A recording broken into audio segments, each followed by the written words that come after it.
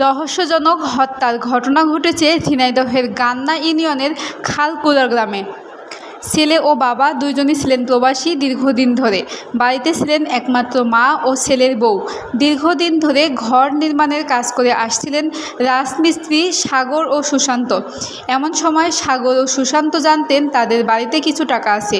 এমন সূত্র জেনে গত রাত 12টার দিকে সাগর ও সুশান্ত টাকা ছিনতাই করতে গেলে তাদেরকে চিনে ফেলায় শাশুড়ি আর ছেলের বউকে কুপিয়ে হত্যা করা হয়। বিস্তারিত গান্না থেকে সবুজ হোসেনের প্রতিবেদনে। ভাঙাটা দেখছে এই দুইজন ব্যক্তি কিন্তু এই ভাঙা দিয়ে এই বাড়ির ভিতরে প্রবেশ করেছে। আসলে কি এইটা যে দেখছি এটা ভাঙছে কি দিয়ে আসলে মিস্ত্রি তো মিস্ত্রিদের কাছে ভাঙার যন্ত্র ছাগল ছিল দেখি ছাগল দিয়ে তাদের আচ্ছা এই যে জবাইটা করা হয়েছে এইটা কি দিয়ে জবাই করা হয়েছে? এটা হাস্য দিয়ে না, এটা তো এখনো দেখাইনি, ঘরের ভিতরে নেই। এটা কিন্তু কোনো কিছু পাওয়া যায় না। আচ্ছা এই ঘরের ভিতরে যাওয়া যাবে? তবে ওই যে বুঝলাম ওই যে গাছ ঝুলতো না, ওর কাছে কিন্তু বিরাট একটা হাইসো ছিল। কার কাছে? ওই যে ছেলেটা ধরে নিয়ে গেছে সুশান্ত নাম, ওনার কাছে বড় একটা দা ছিল। কুটি মিলে সবাই দেখতো, উনি গাছ ধরা কাজ করতো। ওনার কাছে সবসময় একটা হাইসো থাকতো, মানে অতিরিক্ত ধার থাকতো, মানে গাছ ধরা কাজ করতো। আমার মনে হয় খুব সম্ভব ওই ডাকা দিয়ে সন্দেহ করা হচ্ছে যে ওই ডাটা দিয়ে ওই কাজ করে। আচ্ছা কয়জনকে জবাই করা হয়? এখন তো দুইজন ধরেছে দেখতে, মানে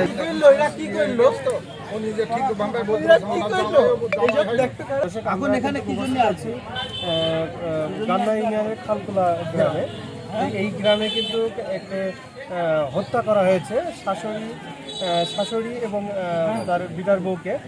তো শাশুড়িকে কিন্তু গত রাত 12টার দিকে, আনুমানিক 12টার দিকে কিন্তু এই হত্যাকাণ্ড ঘটানো হয় এবং শাশুড়িকে কিন্তু ওখানে আসলে জবাই করা হয়েছে, মানে জবাই করা হয়েছে এবং বিটার বউকে জবাই করা হয়েছিল। তারা কিন্তু তাৎক্ষণিকভাবে জানতে পেরে হাসপাতালে নেওয়ার পরে ঢাকায় যাওয়ার পথে কিন্তু উনিও, আমরা শুনতে পাচ্ছি যে উনিও মৃত্যুবরণ করেছে। যে শাশুড়িকে হত্যা করা হয়েছে আসলে ইনারা কিন্তু শাশুড়ি বিটার বউ এই বাড়িতে দুইজনই বসবাস করতেন।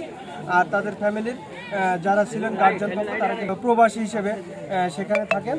তো সেই প্রবাসী থাকার সেখান থেকে কিন্তু কিছু টাকা পাঠানো হয়েছিল ইতিমধ্যে আমরা জানতে পেরেছি। হয়তোবা সেই টাকাকে কেন্দ্র করে হত্যার ঘটনা ঘটছে, সেটাই হয়তোবা প্রশাসন বা বিভিন্ন লোক এটাই কিন্তু সন্দেহ করছে। এবং সেই দুইজন ব্যক্তিকে ইতিমধ্যে কিন্তু প্রশাসন কিন্তু তাদেরকে আটক করেছে। তারা ইতিমধ্যে কিন্তু স্বীকারোক্তি দিয়েছে যে আসলে হত্যাকাণ্ডটা তারা দুইজনই ঘটিয়েছে।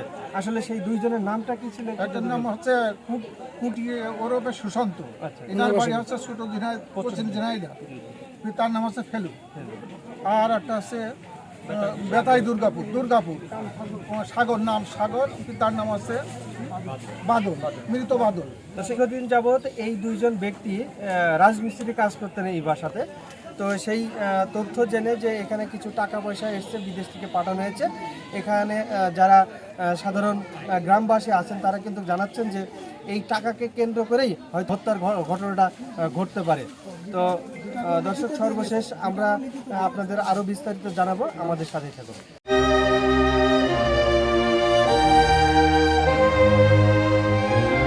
আসলে এই বাড়িতে যে লাশটা কিন্তু এই বাড়ির ভিতরে, ঘরের ভিতরে, রুমের ভিতরে যে মারা গেছে, যাকে হত্যা করা হয়েছে, ওই ব্যক্তিকে বাধা ছিল। বাধা ছিল। তো দর্শক দেখতে পাচ্ছেন যে এখানে কিন্তু এই বাড়িটাই তালা মারা আছে, অর্থাৎ এই বাড়ির ভিতরে কিন্তু তাকে মারা হয়েছে, হত্যা করা হয়েছে। এই মাত্র লাশ নিয়ে গেল যে তালা মেরে এই মাত্র লাশটাও পোস্টমর্টমের জন্য কিন্তু এই 15 মিনিট আগে নিয়ে গেল সদর হাসপাতালে নেওয়া হয়েছে মর্গে। এবং তার যে বিটার বউ ছিল উনি কিন্তু এখন আমরা শুনছি যে সদরে নিয়ে যাওয়া হলো, এখন ঢাকায় মেডিকেলে তাকে নিয়ে যাওয়া হয়েছে। ঢাকায় মেডিকেলে। আসলে সে কি মারা গেছে না এখনো বেঁচে আছে? এখনো জীবিত আছে। এখনো জীবিত আছে। তথ্য কিন্তু শোনা যাচ্ছে, কারণ এই বাড়িতে কিন্তু এই দুইজন শুধু মহিলা বাদে আর কেউ এখানে থাকতো না।